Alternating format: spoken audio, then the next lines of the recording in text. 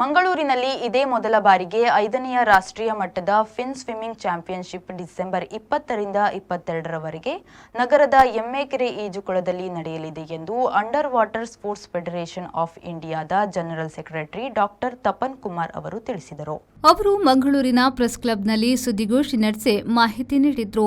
ಭಾರತ ಸರ್ಕಾರದ ಯುವಜನ ಮತ್ತು ಕ್ರೀಡಾ ಸಚಿವಾಲಯದ ಭಾರತೀಯ ದೈಹಿಕ ಶಿಕ್ಷಣ ಪ್ರತಿಷ್ಠಾನದ ಸಹಯೋಗದಲ್ಲಿ ಅಂಡರ್ ವಾಟರ್ ಸ್ಪೋರ್ಟ್ಸ್ ಅಸೋಸಿಯೇಷನ್ನ 5ನೇ ರಾಷ್ಟ್ರೀಯ ಫಿನ್ ಸ್ವಿಮ್ಮಿಂಗ್ ಚಾಂಪಿಯನ್ಶಿಪ್ ಆಯೋಜಿಸಲಾಗುತ್ತಿದೆ. ಫಿನ್ ಸ್ವಿಮ್ಮಿಂಗ್ ಸ್ಪರ್ಧಾತ್ಮಕ ಈಜು ಸ್ಪರ್ಧೆಯ ಹೊಸ ಆವೃತ್ತಿಯಾಗಿದೆ ಎಂದು ಹೇಳಿದರು. First time in Mangalore city with the help of Karnataka Fin Swimming Association and Physical Foundation of India, which is recognized by the Ministry of Youth Affairs and Sports, Government of India. This Fin Swimming National third time at Pune and fourth it was in New Delhi,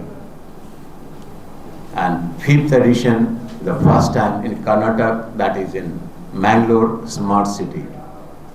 And we know the youths are taking lot of interest with the help of our coaches, Mangalore coaches and organizers with a full spirit. They are extending this another platform to showcase their talent. So my request to all our friends and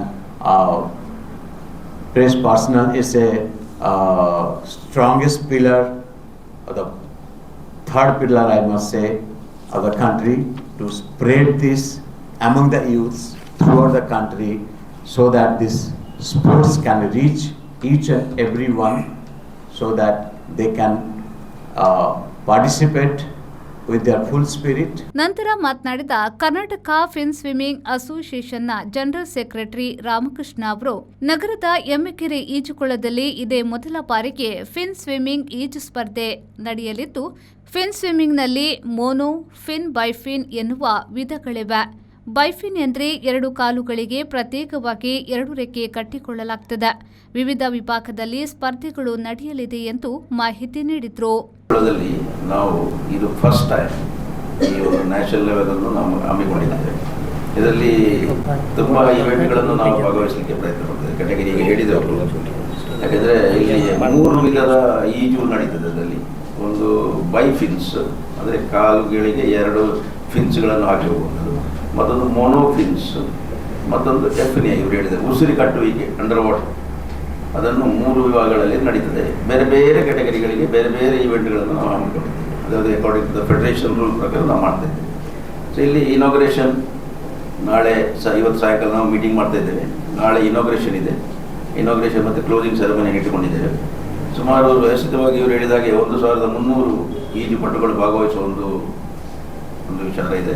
ಅದನ್ನೆಲ್ಲ ಒಂದು ಈಗ dormitory ಇರ್ಬೋದು, ಅವರ staying ಇರ್ಬೋದು, ಅದರ ವಿಚಾರಗಳೆಲ್ಲ ಜವಾಬ್ದಾರಿಗಳನ್ನು ಎಮ್ಮೆಕೆರೆ ಈಜುಕೊಳದ ನವೀನ್ ಅವರು director ಮಾಡಿದ್ದಾರೆ. ಮತ್ತು ಅವರ ಜೊತೆಗೆ ನಮ್ಮ ಪಾಣಿಕೈ ರಾಜು ತಪ್ಪನ್ ಅವರು ನಮ್ಮ ಸಹಮತಿಯೊಂದಿಗೆ ನಾವು ಮೀಟಿಂಗ್ ಮಾಡ್ತಾ ಇದ್ದೇವೆ. ಅದನ್ನು ಸಂಪೂರ್ಣವಾಗಿ ವ್ಯವಸ್ಥಿತ ರೀತಿಯಲ್ಲಿ ಮಾಡೋದು ವ್ಯವಸ್ಥೆ ಮಾಡ್ತಾ ಇದ್ದೇವೆ. ಸೊ ಇಷ್ಟು ಹೇಳಲಿಕ್ಕೆ ನಾನು ಬಯಸ್ತೇನೆ. ಮಂಗಳೂರಿಂದ ಸುಮಾರು ಎಲ್ಲ ಕ್ಲಬ್ಗಳು ಸೇರಿ, ನಮ್ಮ ಮಂಗಳೂರಿನ ಎಲ್ಲ ಕ್ಲಬ್ಗಳು ಸೇರಿ ಸುಮಾರು 50 ಮಕ್ಕಳು ಭಾಗವಹಿಸಿದ್ದಾರೆ. ಕರ್ನಾಟಕ ಒಟ್ಟು ಸೇರಿ 120 ಈಗ ಆಲ್ರೆಡಿ ನಮಗೆ ಎಂಟ್ರಿ ಬಂದಿದೆ. 150 ಎಂಟ್ರಿ ಇಡೀ ಕರ್ನಾಟಕ. ಮಂಗಳೂರಿಂದ ಒಂದು 50 ಇದ್ದಾರೆ ಅದರಲ್ಲಿ ಎಲ್ಲ ಮಕ್ಕಳು. ಪುತ್ತೂರು, ಮಂಗಳೂರು, ಉಡುಪಿ ಮತ್ತು ಇದೆ ಈ ಆಸ್ಪಾಸಿನ ಎಲ್ಲ ಮಕ್ಕಳು. ಸುದ್ದಿಗೋಷ್ಠಿಯಲ್ಲಿ ಆಯೋಜಕರಾದ ಅಚಿಂತ್ಯ ಪಂಡಿತ್, ರೆಹಾನ್ ಸಿದ್ದಿಕ್, ಡಿಕೆ ನಾಯಕ್ ಉಪಸ್ಥಿತರಿದ್ದರು. ಶರತ್ ಸಾಲ್ಯನ್, ವಿ4 ನ್ಯೂಸ್, ಮಂಗಳೂರು.